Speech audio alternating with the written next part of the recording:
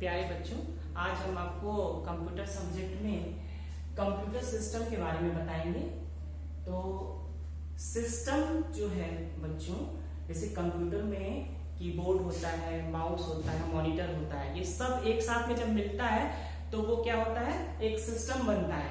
ठीक है, तो सिस्टम आंतरिक रूप से जुड़े हुए पुर्जों का एक समूह है। मतलब वो जो है जितने भी आंतरिक पुर्जे होते हैं वो एक साथ में जुड़े होते हैं और वो एक दूसरे के समूह में होते हैं। ठीक है, जो एक मिश्रित कार्य को करने के लिए एक साथ कार्य करते हैं। मिश्रित मिले जुले कार्यों को एक साथ करने का काम करते हैं। कंप्यूटर विभिन्न भागों का एक ऐसा समूह है जो कार्य को पूरा करने के लिए एक साथ कार्य करता है। ठीक है, एक साथ ही वो सारे कार्यों को कंप्यूटर करता है। यह मिश्रित कार्य डेटा को प्रोसेस करना होता है। ठीक है, प्रोसेसिंग की प्रक्रिया जो होती है वो सीपीयू के द्वारा होती है।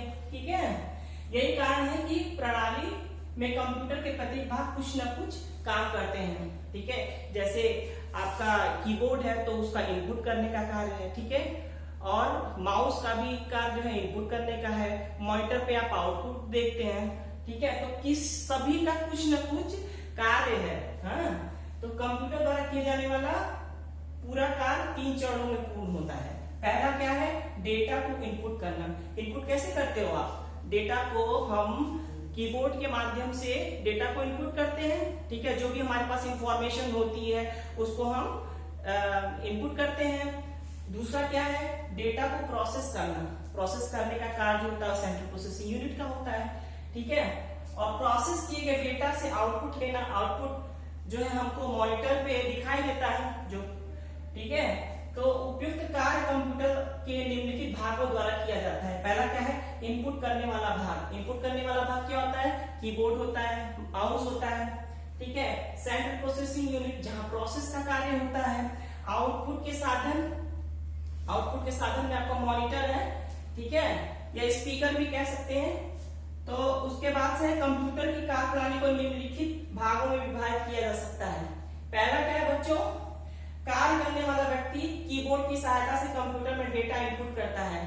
ठीक है, दूसरा क्या है, कंट्रोल यूनिट के आदेशों से यह डेटा और प्रोग्राम मेन मेमोरी में स्वीकार किया जाता है। डेटा कहाँ स्टोर होता है? मेमोरी में स्टोर होता है। ठीक है, उसके बाद से डेटा और निर्देशों को प्रोसेस किया जाता है।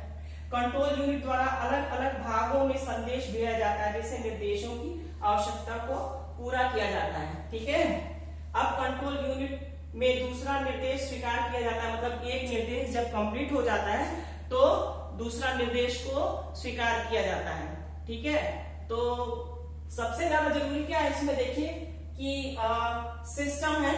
तो सिस्टम बेसिकली क्या है, सिस्टम जो है वो कई चीजों, कई उपकरणों, कई चीजों से मिलकर के बना है। जैसे कि मान लीजिए अगर आप किसी अस्पताल में जाते हैं तो वहां देखते हैं कि उसके भी एक सिस्टम होता है बच्चों।